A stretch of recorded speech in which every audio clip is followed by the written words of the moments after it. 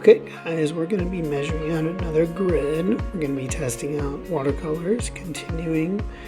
And in this case, we've mixed our color wheel. We've mixed high intensity secondaries. This grid is actually going to be a comparison between what we get when we mix high intensity secondaries versus low intensity secondaries. And again, the end game here is to mix and learn how to mix efficiently. And if we do a bunch of tests first, we can save lots of time and effort in the future.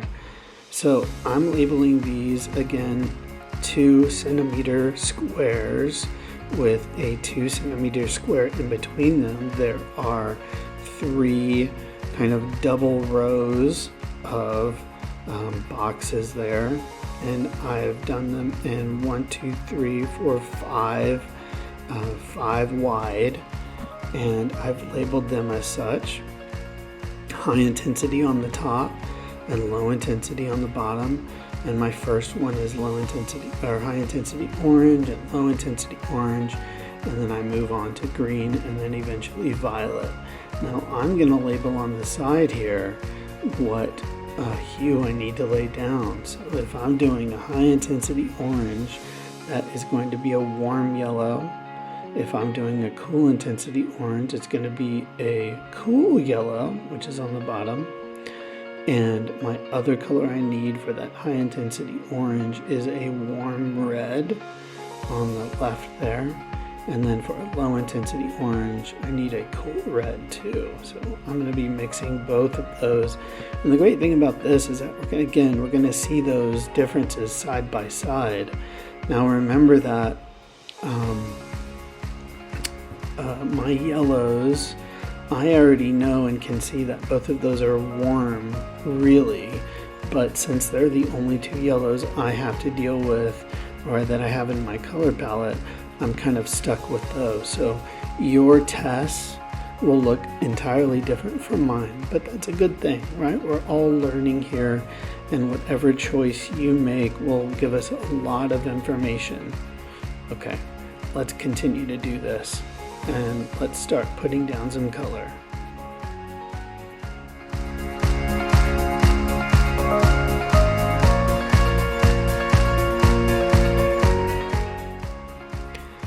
As we lay down our color, remember that we need, for our oranges, we need our warm red, which I'm kind of dipping in here with my wet brush. I like to kind of roll my brush into my color cakes there, my watercolor cakes there. I think it's a good way to work. Never mash your brush into the cakes, because they'll just make a big mess and your bristles will be screaming as you use them. I'm actually going to do both of my colors because I need another warm red, both for my violet comparison for my low intensity violet. So I'm kind of doing to kill 2 birds with 1 stone there by getting both of those down. Now I'm moving on to my cool red and laying that down. And again, I like to see that I have that variation of both. You can see where those saturated versions of the color are, and the kind of white paper you can see. And of course, you can do this any way you want to. I'm working on watercolor paper, which I've handed out for you, and cut those down. If you don't want to cut them down and you want to work bigger, that is fine by me. Just make sure you stay organized and label everything. Remember, that's a key to a good kind of journal and sketchbook, is where you label things. And also, whenever you label things, I know you know what you're doing. Okay, let's continue to add color where those colors are. And I think it's a good thing that we've labeled this already, because even with them labeled, I get confused. So I know that they're labeled, so hopefully that will help me. All right, let's see what this ends up looking like.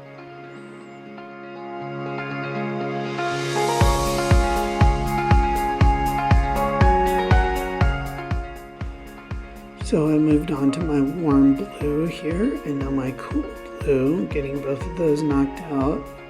And then finally my warm yellow.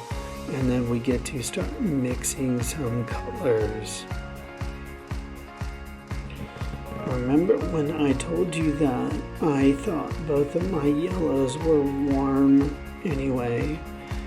Well, you'll see that as I mix both of my oranges, right, my high and my low intensity, they both kind of come out in a similar fashion. There's no real standout and difference apart from when I mix more of my colors from low intensity and high intensity.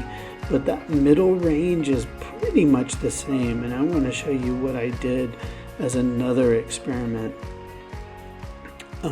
as far as getting a more intense orange, and you'll see me do that over to the side.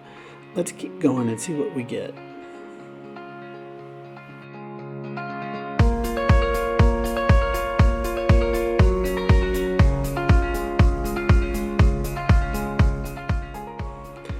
As I started to lay this down, I realized that, man, those oranges look really similar back next to each other, and it just confirms my previous thought that my cool yellow and my warm yellow were pretty much the same.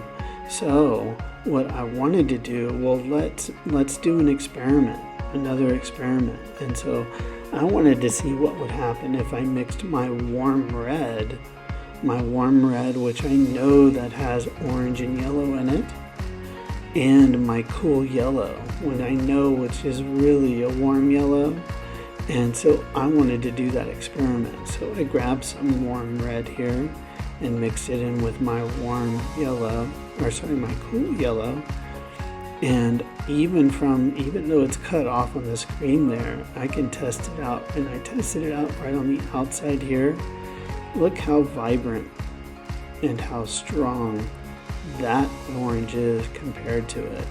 And I know it doesn't seem that much different from the other oranges I laid down, but I assure you that once this dries and you can actually see it in person, this orange is a standout from the other two. So this is another kind of experiment you can do and just kind of cross mix other colors, both warm and cool, and just kind of go and have a good experiment and employ a lot what you've learned with both in science and in math. And it's just like experimenting with things and seeing what the results are. All right, guys, let's keep going and see what we get.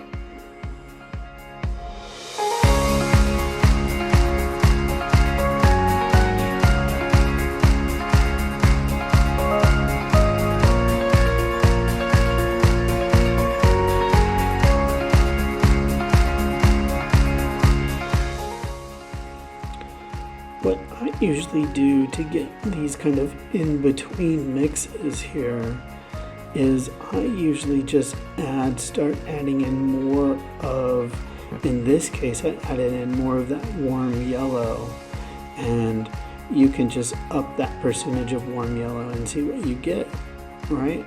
Again, it's all an experiment, and sometimes you get kind of a good blend, other times you may need to even mix more. And of course, if you want to test out those colors before you lay them down, you can always use the side of your sheet, the back of your sheet, another test sheet, and just kind of lay them down. Now I just chose kind of 5 blends that we're doing here, but you can go up to 10, 20, however much you want to. Look how nice that is, that transition between those two, that warm red and the middle there for that high intensity orange makes kind of like a salmony color. And this is what we're going to do, right?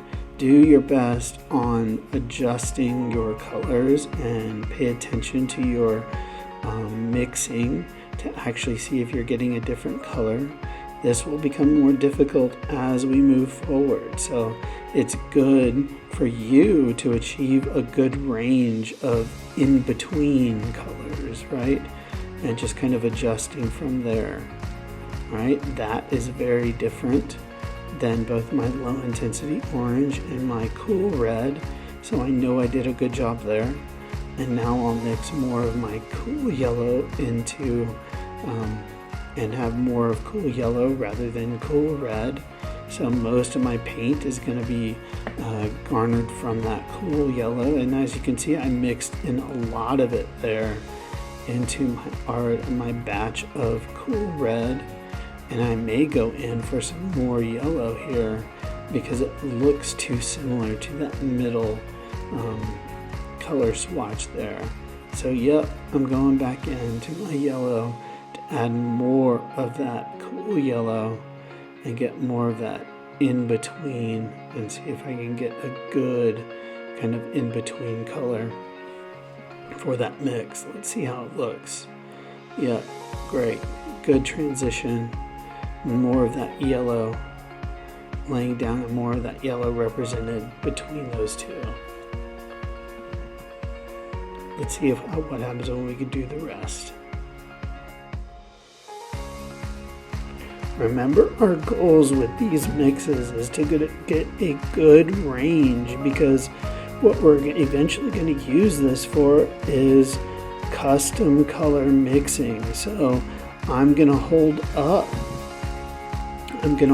and test you and assess on how well you color mix. And if you have a good range of color mixes in all of your experimentation, all you have to do is hold up some of your samples and say, hey, this looks like it's a warmer orange, and it looks like it's a cooler orange. So you would use a low intensity orange and go from there, and you're not left guessing, and which is a cause for inefficient mixing and inefficient use of materials.